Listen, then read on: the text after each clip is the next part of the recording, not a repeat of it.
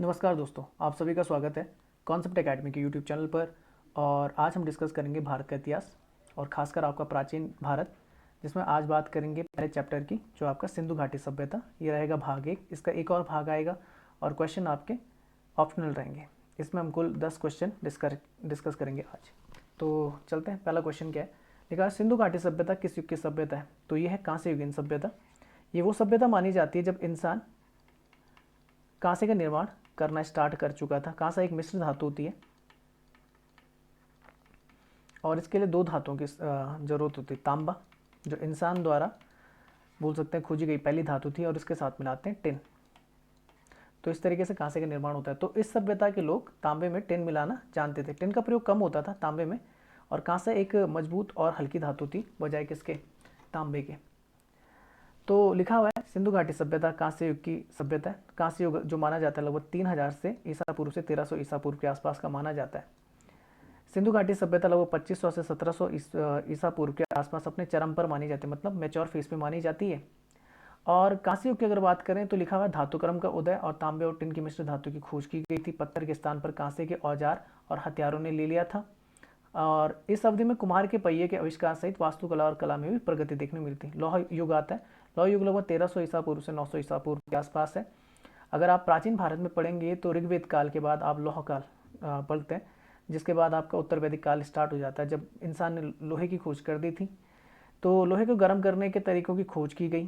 कांसे के निर्माण की तुलना में जो पिटवा लोहा आता था उसका निर्माण करना आसान होता था। इसके अलावा बोल सकते हैं इस्पात जो होता है, स्टील, उसके औजार और हथियारों का बड़े पैमाने पर उत्पादन होने लगा। इस युग में वास्तुकला भी अपनी प्रगति पर देखने मिलती है। 4 कमरों के घरों के साथ जानवरों के कुछ अस्तबल भी तैयार किए गए थे। नगर नियोजन प्रणाली के लिए ये जाना जाता था लौह युग। कृषि कला और धर्म सभी अधिक परिष्कृत हो गए थे, मतलब ये काफ़ी अपने पीक पे थे। प्रारंभिक ऐतिहासिक काल की शुरुआत करते हुए अक्षर सहित लेखन प्रणाली और लिखित दस्तावेज यहाँ पर उभरने को देखने को मिलते हैं। अच्छा, अगर देखा जाए तो कालक्रम अगर देखा जाए प्री हिस्टोरिक कल्चर का, जो प्रागैतिहासिक काल है, उसमें जो पहला काल आता है वो आता है आपका कौन सा, पैलियोलिथिक एज, जिसे बोलते हैं आपका पुरापाषाण काल। तो पुरापाषाण काल की अगर बात करें तो ये लगभग 20 लाख साल से 10,000 ईसा पूर्व तक जाता है। और इसमें 3 फेज देखने को मिलते हैं, एक निम्न पुरापाषाण काल, मध्य पुरापाषाण काल और उच्च पुरापाषाण काल। ये जाना जाता है कि इंसान इस समय शिकार करना सीख रहा था। इसे 3 फेज में रखा जाता है। ये आपका आता है आइस एज में, मतलब हिमयुग में आता है, ये आपने याद रखना है। उसके बाद मध्य पाषाण काल आता है। मध्य पाषाण काल की अगर बात करें तो 10,000 से 8,000 ईसा पूर्व का काल मध्य पाषाण काल कहा जाता है। और ये वो काल था जब इंसान पशुपालन करना सीख रहा होता है। तीसरा आता है आपका न्यूलिथिक एज, जिसे नवपाषाण काल कहा जाता है। तो दूसरा जो था मध्य पाषाण काल, ये भी आइस एज में आता है। तीसरा जो था आइस एज खत्म होता है, हिमयुग समाप्त होता है और इंसान को जमीन, आपको बोल सकते हैं कि जमीन दिखनी स्टार्ट हो जाती है और खेती बाड़ी करना स्टार्ट करता है। तो न्यूलिथिक एज जाना जाता है किसके लिए, कृषि के लिए जाना जाता है, कि इंसान ने कृषि करना स्टार्ट कर दिया था, बस्ती बसाना स्टार्ट कर दिया था। उसके बाद चालकोलिथिक एज आता है, जिसे ताम्रपाषाण काल कहा जाता है, जब इंसान ने पहली धातु तांबे की खोज कर दी थी। उसके बाद लोहा काल आता है, जब लोहे की खोज कर दी जाती है 1500 से 600 ईसा पूर्व। प्रागैतिहासिक काल उस काल को कहा जाता है जिसमें पुरातात्विक साक्ष्य तो मिलते हैं पर लिखित प्रमाण कुछ नहीं मिलते हैं, जैसे पाषाण के उपकरण मिल जाए, मिट्टी के बर्तन और खिलौने इत्यादि। आद्य ऐतिहासिक काल की अगर बात करें तो पुरातात्विक साक्ष्यों के साथ साथ लिखित प्रमाण तो मिले हैं, पर उस लिखित प्रमाण की भाषा को पढ़ा नहीं जा सका है। जैसे सिंधु घाटी सभ्यता, सिंधु घाटी सभ्यता में प्रयुक्त लिपि जो थी वो बोस्ट्रोफिडॉन थी, जिसको आज तक पढ़ा नहीं गया है। ऐतिहासिक काल में उन चीज़ों को डाला जाता है जिसमें पुरातात्विक साक्ष्यों के साथ साथ लिखित प्रमाण और उसके साथ उस लिखित प्रमाण की भाषा को पढ़ा जा सका है। तो ये जैन, बौद्ध धर्म और आगे जितना भी आपका चलता है, वैदिक काल, 16 महाजनपद, गुप्त काल, मौर्य काल, ये ऐतिहासिक काल में आते हैं आपके। अच्छा, दूसरे क्वेश्चन पे चलते। लिखा हुआ है निम्न में से कौन सिंधु सभ्यता स्थल के एक बंदरगाह का प्रमाण देता है। तो ये आपका लोथल। लोथल की अगर बात करें तो ये आपका कहाँ है, गुजरात में। और ये डॉकयार्ड था। डॉकयार्ड मतलब गोदीबारा बोला जाता है, जहाँ पे नाव क्या होती थी, रुकती थी और सामान उठाती थी, ले जाती थी। धौलावीरा की अगर बात करें, यूनेस्को वर्ल्ड हेरिटेज साइट है गुजरात में। और कालीबंगा की बात करें तो ये आपका राजस्थान में। हड़प्पा की बात करें तो ये आपका पाकिस्तान के पंजाब क्षेत्र में रावी नदी के किनारे अवस्थित है। हड़प्पा पहला शहर था जो सिंधु घाटी सभ्यता में खोजा गया था, इसलिए सिंधु सभ्यता को हड़प्पा सभ्यता के नाम से भी जाना जाता है। तो ठीक है, ये एक विशाल बंदरगाह था। अच्छा, लोथल जो है वो भोगवा नदी के किनारे, ये आपने याद रखना है। और यहाँ से पत्थर, खोल, धातु की वस्तुएं मिली है। सिंधु घाटी सभ्यता की बात करें, हड़प्पा सभ्यता के नाम से जाना जाता है। 2300 से 1700 ईसा पूर्व का काल इसे माना जाता है। मुख्य व्यवसाय कृषि और पशुपालन था, पर याद रखना बोल सकते हैं सिंधु सभ्यता को नगरीय सभ्यता के रूप में जाना जाता है, और दूसरा इसे व्यापारिक तौर पर ज़्यादा देखा जाता है। कांस्य और तांबे के बर्तन हड़प्पा धातु शिल्प के उत्कृष्ट उदाहरण थे। नगर नियोजन देखा जाए तो ग्रिड पद्धति का इस्तेमाल किया जाता है, जैसे सड़कें चौड़ी होती थी, एक दूसरे को समकोण पर काटती थी, घरों को व्यवस्थित तरीके से बनाया जाता, मतलब इस तरीके से ग्रिड प्रणाली देखने को मिलती। कई बार पेपरों में पूछा जाता है कि सिंधु घाटी सभ्यता में जो क्या होते थे, शहर होते थे, वो किस प्रकार के होते थे, तो याद रखना आप ग्रिड पद्धति के आधार पर होते थे। पकी हुई ईंटों का प्रयोग किया जाता था। हर घर का क्या होता था, अपने एक आंगन और स्नानागार होता था, और ड्रेनेज सिस्टम जिसे बोलते हैं, भूमिगत जल निकासी व्यवस्था जो थी वो बेहतर थी यहाँ पे। हड़प्पा की अगर बात करें तो ये रावी नदी के किनारे बसा हुआ शहर है, पाकिस्तान में, पंजाब प्रांत में। दयाराम साहनी ने 1921 में इसकी खोज की थी। मानव शरीर रचना विज्ञान, अन्न भंडार, बैलगाड़ियों की बलुआ पत्थर की मूर्तियाँ ये देखने को मिलती हैं। मोहनजोदड़ो की अगर बात करें तो पाकिस्तान में ही है, सिंध प्रांत में, और सिंधु नदी के किनारे है। R.D. बनर्जी, रखलदास बनर्जी ने 1922 में इसकी बोल सकते खोज की थी, उत्खनन करता थे। तो महान स्नानागार जो मैं आपको आगे दिखा दूंगा, अन्न भंडार, कांस्य नृत्य करने वाली जो लड़की थी, dancing girl of the bronze metal, और उसके बाद पशुपति महादेव की मुहर, वो भी दिखा दूंगा। दाढ़ी वाले आदमी की स्टेटाइट की मूर्ति, स्टेटाइट बोलते हैं सेल खड़ी को, और ज़्यादातर जो मोहरें बनती थी आपकी सिंधु घाटी सभ्यता में, वो किसकी बनती थी, सेल खड़ी की बनती थी। इसके अलावा कपास की खेती के प्रमाण भी कहाँ मिलते हैं, सबसे पहले आपकी सिंधु घाटी सभ्यता में। लोथल की अगर बात करें, भोगवा नदी के किनारे SR विस थे, 1954 में इसकी खोज की गई थी। बंदरगाह है, गोदीबाड़ा है, चावल की भूसी, अग्निवेदिका, शतरंजी विषाद यहाँ से मिली है। कालीबंगा घग्गर नदी के किनारे राजस्थान में अवस्थित है। अमलानंद घोष ने 1953 में इसकी खोज की थी। अग्निवेदी, ऊंट की हड्डियां, और सबसे पुराना जोतावा जो खेत है वो भी कालीबंगा में मिलता है, और जोतावा जो खेत जो मिलता है वो सरसों का मिलता है। इससे ये पता लगता है कि सिंधु घाटी के लोग जो आपके तिलहन है उनकी खेती भी किया करते थे। जैसा ताम्रपाषाण काल के लोग किसकी खेती ज़्यादा किया करते थे, दलहन की। धौलावीरा की बात करें तो गुजरात के कच्छ क्षेत्र में देखने मिलता है। JP जोशी ने 1967-68 में इसकी खोज की थी, जल दोहन प्रणाली के लिए और अपनी जल भंडार प्रणाली के लिए धौलावीरा जाना जाता है। राखी गढ़ी की अगर बात करें तो सिंधु घाटी सभ्यता का सबसे बड़ा खोजा गया नगर है, हरियाणा के हिसार जिले में अवस्थित है। अमरेंद्र नाथ इसके उत्खनन करता है। पशुबलि का गड्ढा, त्रिकोणीय और गोलाकार अग्निवेदियाँ, खिलौना गाड़ी का ढांचा और टेराकोटा का पहिया यहाँ पर देखने को मिलता है। तो ये आपका लोथल, ये भोगवा नदी रही होगी। ये पिक्चर बना रखी, ऐसा दिखता होगा उस टाइम पे। यहाँ से जहाज अंदर की तरफ आते हैं, इसे बोलते हैं डॉकयार्ड, जहाँ पर वो रुकते हैं। यहीं पे सामान वगैरह रख देते होंगे, यहीं से सामान ले जाते थे। तो जो व्यापारिक संबंध हमारे देखने मिलते थे वो देखने मिलते थे मैसोपोटामिया की सभ्यता के साथ, इराक और सीरिया की सभ्यता के साथ हमारे क्या थे, व्यापारिक संबंध थे सिंधु घाटी सभ्यता के लोगों की। अच्छा, यहाँ पर देखेंगे तो ये है आपका धौलावीरा। अच्छा, ये है आपका लोथल। इसके अलावा कालीबंगा यहाँ राजस्थान में आपका अवस्थित है। और हड़प्पा की अगर बात करें, हड़प्पा यहाँ पर है। अच्छा, 2-4 चीज़ें और बता देता हूँ कि अगर पूछा जाता है तो उत्तरी जो सीमा थी सिंधु घाटी सभ्यता की वो मांडा थी। सुतका गैंडर आपकी कौन सी थी, पश्चिमोत्तर थी। इसके अलावा एक आलमगीरपुर आता है आपका, कहाँ, यूपी में, आलमगीरपुर, हिंडन नदी के किनारे। ये हिंडन नदी के किनारे आप लिख लेना। ये पूर्वतम बोल सकते थे आपका क्या था, सीमा थी सिंधु घाटी सभ्यता की। और एक महाराष्ट्र की तरफ, एक नीचे की तरफ आती थी, उसे बोलते दैमाबाद।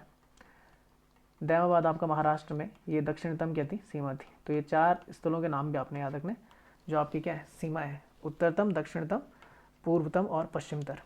ठीक है, आगे चलते हैं। नेक्स्ट क्वेश्चन आता है, यहाँ पे सूची का मिलान करना है, हड़प्पा स्थल है, राज्य है। तो कालीबंगा, जैसे मैंने अभी बताया, कालीबंगा आपको मिलेगा कहाँ पर, राजस्थान में। मोहनजोदड़ो की बात करें, मोहनजोदड़ो सिंध में। बनावली अगर बात करें तो ये हरियाणा में, और रंगपुर की अगर बात करें तो ये गुजरात में। तो आंसर क्या हो जाएगा, कालीबंगा 2 ठीक है, इन दोनों में से एक। मोहनजोदड़ो 4 ठीक है, दोनों सही है।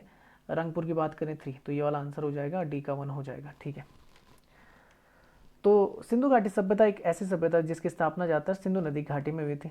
सिंधु घाटी सभ्यता इसलिए बोला जाता है कि ज़्यादातर जो नगर मिले हैं वो सिंधु और उसकी सहायक नदियों के किनारे मिले, इसलिए इसे सिंधु घाटी सभ्यता कहा जाता है।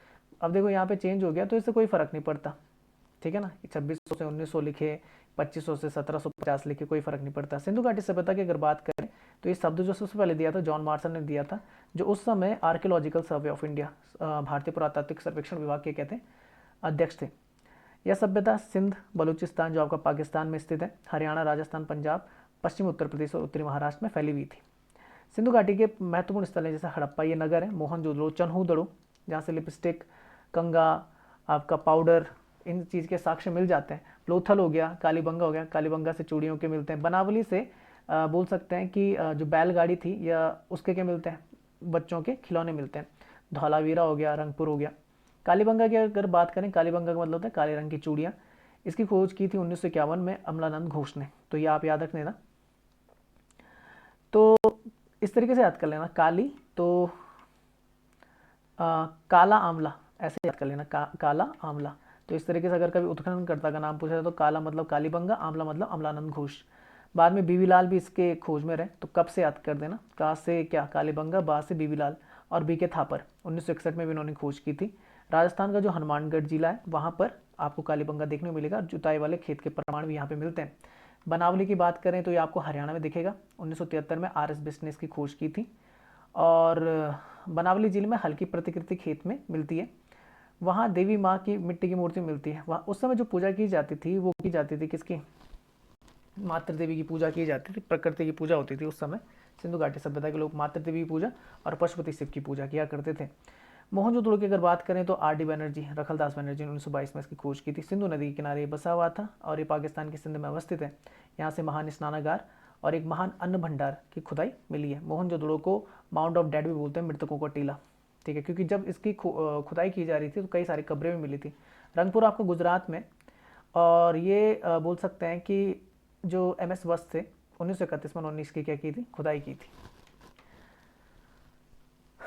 तो ठीक है, कालीबंगा राजस्थान, मोहनजोदड़ो सिंध, रंगपुर गुजरात और बनावली हरियाणा।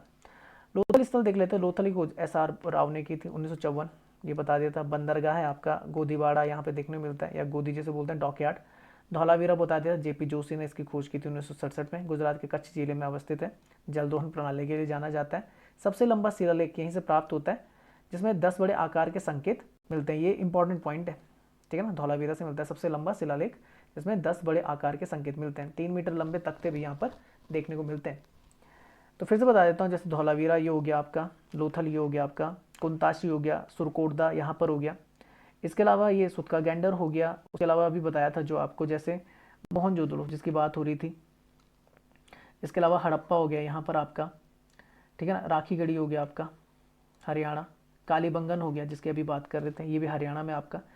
तो ये आप याद कर सकते हैं। आगे चलते हैं। निम्नलिखित प्राचीन नगरों में से कौन सा जोत वाले हल, अभी बता दिया मैंने कौन सा था आपका, तो ये था आपको कौन सा, कालीबंगा, जहाँ पे जुते हुए खेत के साक्ष्य मिलते हैं। तो कालीबंगा में जुते हुए खेत के साक्ष्य, अग्निवेदिका मिलती है। धौलावीरा में जल दोहन तथा जल निकासी व्यवस्था, विशाल जलाशय और स्टेडियम देखने को मिलता है। बनावली में खिलौने, हल्के खिलौने। और लोथल में डॉकयार्ड मिलता है। चावल की भूसी, अग्निवेदिका, द्वैत दफन देखने को मिलता है। मतलब बोल सकते हैं लोगों को दफनाया जाता था। हड़प्पा में देखें, शयन भंडार, कब्रिस्तान, देवी माँ की मिट्टी की मूर्ति, मतलब वही मातृ देवी की मूर्ति। लिंग और योनि दोनों की पूजा के साक्ष्य में मिलते हैं हड़प्पा से। मोहनजोदड़ो की बात करें, महान स्नानागार, महान अन्न भंडार, प्रोटोसिफ जो आपके पशुपति शिव, उनकी मुहर मिलती है, अभी दिखाऊंगा आगे। महिला नर्तकी की कांस्य मूर्ति और दाढ़ी वाले आदमी की सेल खड़ी की मूर्ति यहाँ पे देखने को मिलती है। मैं दिखा देता हूँ, ये है आपकी कुछ मोहरें। तो ये जो आपका ये सांड है, तो सांड भी एक पवित्र जानवर माना जाता था। एक वन हॉर्न राइनो था। ये सांड जैसा तो था पर इसमें एक सिंग दिखाया गया। अभी ये देखने को नहीं, शायद से विलुप्त हो चुका हो गया, शायद से हो सकता है माइथोलॉजी पर बेस्ड हो। इसके अलावा हाथी भी बोल सकते हैं कि उससे भी लोग भली भांति परिचित थे। इसके अलावा आपका देखने को मिलता था लोमड़ी भी देखने को मिलती थी। तो उन चीज़ों को भी सिंधु घाटी के लोग जानते थे। बिल्ली, कुत्ता, इन सब को जानते थे। ज़्यादातर जो इनकी मोहरें होती थी वो सेल खड़ी से निर्मित होती थी और आयताकार होती थी ज़्यादातर। जो वैसे वर्गाकार भी देखने को मिली हैं आपकी मोहरें। ये आपका कौन सा, ये आपका महान स्नानागार जो आपको देखने को मिलता है कहाँ पर, आपका मोहनजोदड़ो में। तो यहाँ पर दो ये आपकी सीढ़ियाँ देखने को मिलती, उत्तर और दक्षिण दिशा की तरफ है। और नीचे ये क्या रहा होगा, जलकुंड। माना जाता था कि उस समय के धार्मिक प्रक्रिया स्टार्ट करने से पहले जलकुंड में नहाना आवश्यक माना जाता था। और उसके बाद क्या आपका देखने को मिलता था कि आप उसके बाद प्रार्थना वगैरह कर सकते थे ईश्वर की। अच्छा, उसके अलावा ये देखो, दाढ़ी वाला जो आपका पुजारी या आप कुछ बोल सकते हैं व्यक्ति, ये टेराकोटा, ये आपका सेल खड़ी से निर्मित है। और ये आपकी कांसे की नर्तकी की मूर्ति, ये दोनों मोहनजोदड़ो से मिलती हैं, ठीक है ना। तो मोहनजोदड़ो ये आपका, और किस नदी के किनारे, ये भी याद रखना, सिंधु नदी के किनारे, सिंध प्रांत में पड़ता है, पाकिस्तान में। अच्छा, हड़प्पा की ये 3 समकालीन सभ्यताएं, तो एक मेसोपोटामिया की सभ्यता थी, टिग्रिस यूफ्रेटस नदी पर, इराक और सीरिया की तरफ थी। इजिप्शियन सिविलाइजेशन थी, मिस्र की सभ्यता नील नदी के तट पर, और हुआंगो नदी की सभ्यता या पीली नदी की सभ्यता चाइना। ये 3 आपने याद रखना है, समकालीन थी। इसमें सबसे पुरानी जो आपकी थी वो मेसोपोटामिया थी, और सबसे बड़ी जो थी वो कौन सी थी? Indus valley. अच्छा, हड़प्पा वासियों ने शिल्प उत्पादन के लिए लापिस लाजुली कहाँ से प्राप्त की थी? ये अफगानिस्तान से लाते थे हम, और इसका जो कलर होता था नीला, ब्लू कलर का होता था। मैं दिखा दूंगा आपको आगे। तो लिखा, हड़प्पा के लोग विभिन्न स्थानों से शिल्प उत्पादन की सामग्री खरीदते थे। सोरतुगई जो आपका अफगानिस्तान में, वहाँ से लापिस लाजुली, एक नीला पत्थर होता था, ब्लू स्टोन जिसे बोला जाता है, वहाँ से खरीदा जाता था। हड़प्पा वासियों ने नागेश्वर और बालाकोट जैसी बस्तियों को उन क्षेत्रों में स्थापित किया जहाँ सीप उपलब्ध होते थे। लोथल कार्लिलियन का एक बड़ा सोर्ट होता था, ये भी एक बोल सकते हैं चमकीली धातु होती थी, और पत्थर और धातु ज़्यादातर राजस्थान से मंगवाए जाते थे। ठीक है ना? तो ये आपकी कौन सी लापिस लाजुली नीले कलर की होती है। अच्छा, नेक्स्ट चलते हैं। सिंधु घाटी सभ्यता के पुरातात्विक स्थलों की खुदाई के संदर्भ में निम्न युगों पर विचार कीजिए। तो खोज किसने की? अच्छा, धौलावीरा की अगर बात करें तो मैंने ऐसे याद कर रखा है, वीर, और वीर जो होते हैं उनके अंदर जोश होता है, तो ये बिल्कुल सही है। कालीबंगा की खोज अगर देखा जाए तो आर एस बिष्ट ने नहीं की है। अभी मैंने बताया था कि आप इसमें किसका नाम याद कर सकते हैं, जैसे कब याद किया था तो बीबी लाल इससे कनेक्ट हो जाते हैं, कब। ठीक है ना? और बनावली की अगर बात करें तो बनावली बिल्कुल आर एस बिष्ट ने की है, तो ये इस तरफ मिल जाएगा।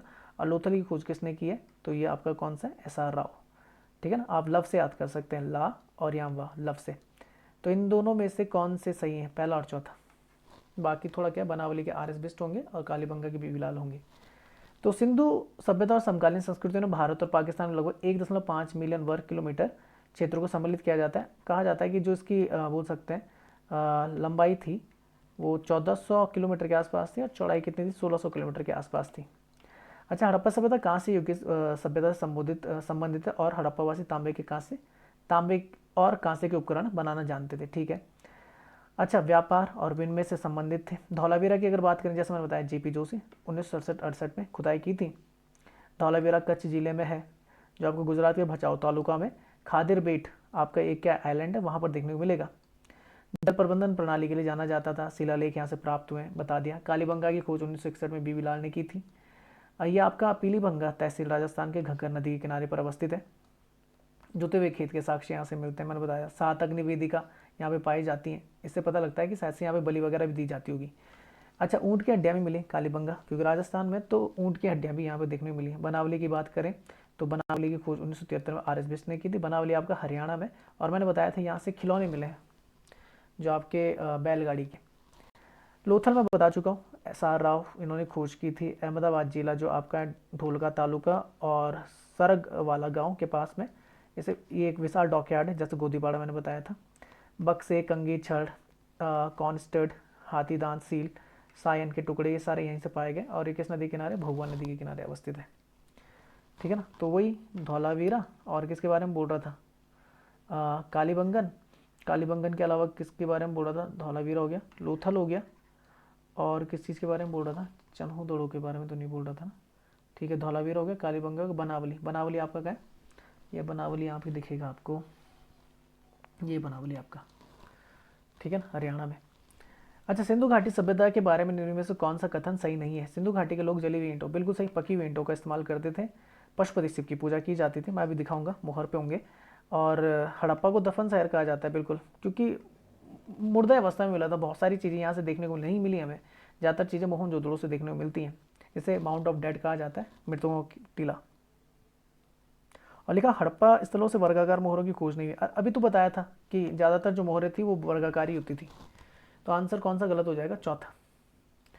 तो ये लिखा हुआ है, सिंधु घाटी सभ्यता भारत की प्राचीनतम सभ्यता मानी जाती है। हड़प्पा संस्कृति के नाम से जानी जाती है। 2500-1750, लगभग आज से लगभग 5000 साल पुरानी सभ्यता कही जाती है।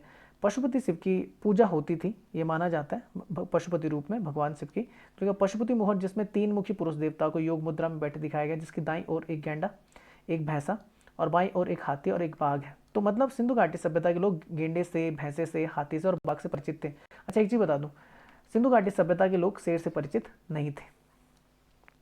अच्छा, आगे लिखा हुआ है, इतिहासकारों को यह निष्कर्ष निकालना है कि उन दिनों लोग पूजा करते थे भगवान शिव, जो पशुओं के भगवान थे, उनकी क्या होती थी, पुरुष सिद्धांत के रूप में पूजा होती थी। बड़ी संख्या में शंखाकार तथा बेलनाकार पत्थरों की खोज से पता चलता है कि लोग भगवान शिव के प्रतीक लिंग की पूजा करते थे। हाँ, सिंधु घाटी सभ्यता के लोग लिंग और योनि दोनों की पूजा करते थे, ठीक है ना। अच्छा, हड़प्पा सिंधु घाटी सभ्यता का पहला खोज स्थल है सिंधी में। हड़प्पा का अर्थ होता है, याद कर लेना, सिंधी में क्या होता है, दफन शहर। सिंधु घाटी के लोग घर बनाने के लिए पकी हुई ईंटों का इस्तेमाल करते थे। सिंधु घाटी स्थलों में विभिन्न आकृतियों की मोहरें जैसे आयताकार, गोलाकार और बेलनाकार ये आपको मिली है और जानवरों के प्रतीक उनमें दिखाई देते हैं। मोहर का चौकोर आकार हड़प्पा की मोहरों में सबसे ज़्यादा सामान्य रूप देखने को मिलता है, जो चौकोर कलर की होती है, अब मतलब चौकोर आकृति की होती है, वर्गाकार, ठीक है ना। हालांकि उनके आकार में बहुत विविधता है। पश्चिम में वेद एक का कॉर्ड के लिए होता है और जो हैंडल या बॉन्स के केंद्र से होकर गुजरता है। अच्छा, ज़्यादातर जो बनती थी किससे बनती थी, सेलखड़ी से बनती थी मोहरें। ये आपके पशुपति शिव, ठीक है ना। तो यहाँ पे देखो आप गेंडा दिखा रखा है और ये आपका भैंसा दिखा रखा है, ठीक है ना, उनकी दाईं तरफ, ठीक है ना, पशुपति शिव के। और बाईं तरफ उनके बाएं हाथ की तरफ ये हो गया आपका हाथी और ये हो गया आपका बाघ। और ये आपकी कोई लिपि, ये आपकी क्या है, सिंधु घाटी सभ्यता की लिपि बोली जा सकती है। अच्छा, वह बड़े काले स्लैब वाली जन निकासी प्रणाली का उपयोग करते थे सिंधु घाटी सभ्यता। चावल, गेहूँ, जौ, जैसे जौ की खेती ये भी सबसे पहले सिंधु सभ्यता में देखने को मिलती है। सिंधु घाटी स्थलों में पशु और वृक्ष पूजा के साक्ष्य मिले हैं। मुख्य महिला देवताओं में देवी पृथ्वी, जैसे मैंने बोला मातृ देवी, और पशुपति शिव की पूजा होती थी उस समय। और जॉन मार्शल ने ये सिंधु घाटी सभ्यता नाम गढ़ा था। जलवायु परिवर्तन के कारण सिंधु घाटी सभ्यता धीरे धीरे क्या हो गई, ह्रास हो गई, ऐसा माना जाता है। तो ये मोहरें मैंने आपको दिखा दी थी। अच्छा, नेक्स्ट क्वेश्चन आता है, हड़प्पा संस्कृति में दफनाने के तरीकों में निम्न में से कथनों पर विचार कीजिए। अच्छा, हर प्रकार का देखने मिला है। जैसे मोहनजोदड़ो की तरफ अगर जाएंगे आप, उस तरफ आपको कब्रें ज़्यादा मिलेंगी, जबकि दूसरी जगहों पे आपको क्या होगा कि दाह संस्कार देखने को मिलता है कि जलाया भी जाता था। तो दोनों प्रकार से दफनाना और जलाना ये दोनों मिले। तो मोहनजोदड़ो में पूर्ण अंत्येष्टि दाह संस्कार के बाद अंतिम संस्कार लोकप्रियता, बिल्कुल सही है। लोथल में दफन गड्ढे को पकी हुई ईंट का पंक्तिबद्ध उपयोग ताबूतों के उपयोग का संकेत देती है, बिल्कुल सही है। तो दोनों सही है। तो लिखा हुआ है, मोहनजोदड़ो में पूर्ण अंत्येष्टि और दाह संस्कार के बाद का अंतिम संस्कार लोकप्रिय था। लोथल में दफन गड्ढे को पकी हुई ईंटों का पंक्तिबद्ध उपयोग ताबूत के उपयोग का संकेत देती थी। लिखा हुआ, हड़प्पा में लकड़ी के ताबूत भी मिले। लोथल में कभी कभी कंकालों के जोड़े के साथ साथ जो मृद भांड होते हैं दफनाने की प्रथा थी कि भाई जो व्यक्ति होता था, जो उसके बर्तन वगैरह होते थे इस्तेमाल के, उन्हीं के साथ उसे दफना दिया जाता था। जैसे अगर एक चीज़ आप याद करें तो रोपड़ एक जगह है आपकी, रोपड़ ये पंजाब में जैसे रूपनगर के नाम से जाना जाता है। तो यहाँ पे युग्मित समाधान के साक्ष्य मिलते हैं, जिसमें उसके कुत्ते के साथ उसके मालिक के दफनाने के साक्ष्य मिलते हैं। इसी तरीके का हमें देखने को मिलता है कि इसमें नवपाषाण काल में, तो नवपाषाण काल की अगर बात करें तो वहाँ पर जो जगह देखने को मिलती है वो देखने को मिलती है बुर्ज होम, ये आपकी कश्मीर की तरफ है। तो वहाँ पर भी युग्मित समाधान देखने को मिलता है कुत्ते के साथ उसके मालिक को दफनाने के। धर्म की अगर बात करें तो हड़प्पा में महिलाओं की कई टेराकोटा की मूर्तियां मिली। टेराकोटा से मूर्तियां बनाई जाती थी, आपने याद रखना है। एक मूर्ति में एक महिला के भ्रूण से एक पौधे का उगते हुए दिखाया गया, इसलिए हड़प्पावासी पृथ्वी को उर्वरता की देवी के रूप में देखते थे और उसकी उसी तरह से पूजा करते थे जैसे मिस्रवासी नील नदी की देवी आइसिस की पूजा करते थे। आइसिस कहा जाता है नील नदी की देवी को। पुरुष देवता को 3 सिंग वाले सिर के साथ एक मोहर पर दर्शाया गया, जो मैंने अभी दिखाया, जो एक योगी के बैठने की मुद्रा दर्शाता है, और इन्हें माना जाता है भगवान शिव, जैसे मैंने यहाँ पे दिखा दिया आपको। 3 सिंह, ये पहला, दूसरा और तीसरा। यह देवता एक हाथी, एक बाघ, एक गेंडे, मैंने सब बता दिया। पशुपति शिव बता दिया। योनि की पूजा होती थी, लिंग की पूजा होती थी, ये बता दिया। वृक्षों और पशुओं दोनों की पूजा होती थी, ठीक है। ताबीज़ भी, अच्छा ताबीज़ भी बड़ी संख्या में यहाँ पे मिलते हैं, ताबीज़ वगैरह पहनते थे। तो शायद से ये जादू टोने वाला सीन भी उस समय देखने को मिलता था सिंधु घाटी सभ्यता में। अच्छा, निम्न में से कौन सा जानवर सिंधु घाटी सभ्यता की अधिकांश मोहरों पर अंकित देखने मिला? तो ये था सबसे पवित्र जानवर, एक सिंग वाला पशु, जिसे यूनिकॉर्न कहा जाता है। तो सिंधु घाटी सभ्यता सतलज, रावी, सिंधु नदी घाटियों में विकसित उन प्रारंभिक शहरी सभ्यताओं में से एक थी जो लगभग 2300 ईसा पूर्व में उत्पन्न हुई थी। लोग जो थे जौ, गेहूं, खरबूजे के बीज और तिल, सरसों, देख लो, खजूर जैसी कई फसलों की खेती करते थे। इनका व्यापार किसानों द्वारा अन्य लोगों के साथ किया जाता था। मोहरें चौकोर रूप में होती थी, जिसके शीर्ष पर प्रतीकों का एक समूह, केंद्र में एक जानवर और नीचे की तरफ या एक से अधिक प्रतीक देखने को मिलते हैं। अच्छा, मोहरों पर देखें तो एक सिंग वाला जो पशु यूनिकॉर्न है, सिंधु, अभी दिखा दूंगा, वैसे मैं दिखा चुका हूँ। सिंधु मोहरों पर सबसे आम आकृति था। ऐसा लगता था कि यह पौराणिक जानवर का प्रतिनिधित्व करता है, जो ग्रीक और रोमन स्रोत भारतीय उपमहाद्वीप में वापस आते हैं। 8 प्रतीकों का एक अपेक्षाकृत लंबा शिलालेख मोहर के शीर्ष पर चलता है। पुरातात्विकविदों ने 1000 मोहरों की खोज की है, जो ज़्यादातर सेल खड़ी से बनी है, स्टेटाइट से, जो कभी कभी एगेट, चैट, तांबा, फेंस और टेराकोटा की जिस पर जानवरों की सुंदर आकृतियाँ जैसे कि एक सींग वाला बैल, गेंडा, बाघ, हाथी, बाइसन, बकरी, भैंस आदि होते थे, इनका इस्तेमाल किया जाता था। विभिन्न मनोदशाओं में इन जानवरों को का यथार्थवादी प्रतिपादन उल्लेखनीय है। मोहरों के उत्पादन का उद्देश्य मुख्यतः क्या होता था? व्यावसायिक होता था, व्यापार करने के लिए। ऐसा प्रतीत होता है कि मोहरों का उपयोग ताबीज के रूप में भी किया जाता था, जो शायद आधुनिक पहचान पत्र के रूप में मालिकों के दासों द्वारा पहना जाता था। ठीक है भाई, बोल सकते हैं आइडेंटिटी प्रूफ भी होता था वो। मानक हड़प्पा मोहर 2x2 जो होता है वर्ग इंच की एक चौकोर पट्टिका थी, जिसे सेलखड़ी से बनाया जाता है, 2x2। प्रत्येक मोहर एक चित्रात्मक लिपि में उकेरी गई है, जिसे अभी तक समझा नहीं गया। हाथीदांत में कुछ मोहरें भी मिली हैं। वह सभी कई प्रकार के रूपांकनों को धारण करते हैं। ज़्यादातर जानवर जिनमें कुबड़ वाले या बिना कुबड़ वाले बैल, हाथी, बाघ, बकरी और दानव भी शामिल है। तो ये मैं दिखा चुका हूँ, कुबड़ वाला सांड, ये आपका यूनिकॉर्न, यहाँ पर भी यूनिकॉर्न है, ये आपका हाथी है, ठीक है ना, ये भी यूनिकॉर्न है। अच्छा, नेक्स्ट क्वेश्चन आता है, निम्नलिखित हड़प्पा सभ्यता स्थलों में से जो सीढ़ीदार स्थल के साथ एक बड़े खुले क्षेत्र का प्रमाण देता है, जैसे स्टेडियम, मैंने बता दिया था, स्टेडियम कहा जाता है किसको? धौलावीरा को। तो लिखा हुआ सीढ़ीदार स्थल के साथ एक बड़े खुले क्षेत्र का प्रमाण स्टेडियम के रूप में पहचाना गया धौलावीरा है, जहाँ पर ये मिला है। धौलावीरा शहर कच्छ के रण के खादिर द्वीप में स्थित है, जो हड़प्पा शरण के परिपक्व होने से संबंधित है। आज यह एक किलाबंद चतुर्भुज शहर के रूप में देखा जा सकता है, कठोर शुष्क भूमि में स्थित है। एक बार 1200 वर्षों मतलब 3000 ईसा पूर्व से 300 ईसा पूर्व तक एक महानगर रहा होगा। समुद्र के स्तर में कमी से पहले समुद्र तक इसकी पहुंच रही होगी। धौलावीरा की खोज 1967-68 में जेपी जोशी ने की थी, मैंने बताया था। हड़प्पा सभ्यता दौरान खोजे गए 8 प्रमुख स्थलों में से पांचवा सबसे बड़ा स्थल है। खुदाई से शहरी नियोजन और वास्तुकला का पता चलता है। बड़ी संख्या में पुरानी सामग्री जैसे कि जानवरों की हड्डियां, सोना, चांदी, टेराकोटा, अब देखो इनसे परिचित थे लोग, सिंधु घाटी सोना और चांदी से। टेराकोटा के गहने, मिट्टी के बर्तन और पीतल के बर्तन का पता चलता है। पीतल जो बनता है ना, वो याद रखना, उसमें भी आपका क्या लगता है? तांबा लगता है, कॉपर, पर उसके साथ आपका लगेगा क्या? जस्ता, जिंक। अच्छा, पुरातात्विक विदों का मानना है कि धौलावीरा दक्षिण गुजरात, सिंध और पंजाब और पश्चिमी एशिया में बस्तियों के बीच एक व्यापार का एक महत्वपूर्ण केंद्र था। ठीक है, तो ये आपका कौन सा? धौलावीरा, रण ऑफ कच्छ की तरफ। तो ये हो गया आपके 10 क्वेश्चन। होप कि आपको वीडियो पसंद आई होगी। तो कल भी मैं 10 क्वेश्चन और लेके आऊँगा सिंधु घाटी सभ्यता से, और उसके बाद फिर आगे चलेंगे वैदिक सभ्यता की तरफ। तो तब तक के लिए धन्यवाद, और वीडियो देखने के लिए आप सभी का शुक्रिया।